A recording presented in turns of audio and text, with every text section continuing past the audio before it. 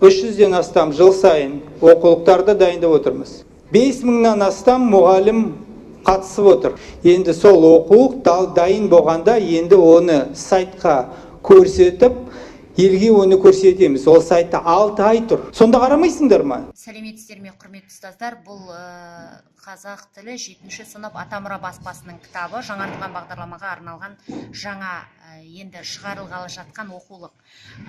Бұл оқулықтың бірінші, екінші сабақ ауа райы, климат, атмосфера. Бірінші сұрақ: климаттың адам тіршілігіне әсерін білесің бе? Бірінші тапсырма: мәтінді талдап, ауа райының біздің өмірімізге тигізетін әсерін талдаңдар. Екінші тапсырма: кім көп біледі? Сұрақтарға жауап беріңдер. Бірінші: ауа райына қандай құбылыстар жатады? Екінші: ауа райы атмосфералық құбылыстармен анықталады дегенді қалай түсінесіңдер? Үшінші: ауа райын қандай физикалық факторлар қалыптастырады? Атмосферадағы ауа қозғалысы деген не? Жалпы менің айтпағым, ауа райының, климаттың, атмосфераның қазақ тіліне қандай қатысы бар? Мен түсінер едім, егер бұл мәтін ретінде берілсе.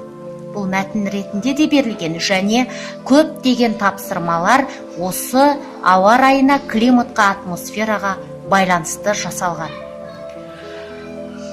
Біз қазақ тілін оқытқандағы басты міндетіміз қазақ тілін сөйлеуге үйрету.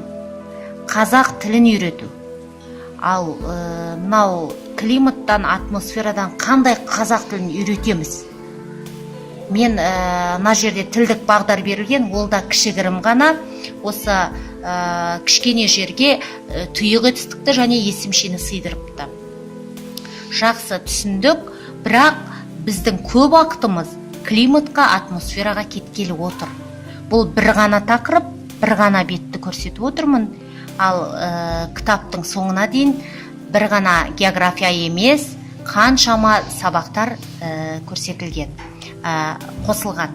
Яғни музыка қосылған, тарих қосылған, басқа да пәндер осы қазақ тіліне кіріктіріліп кеткен.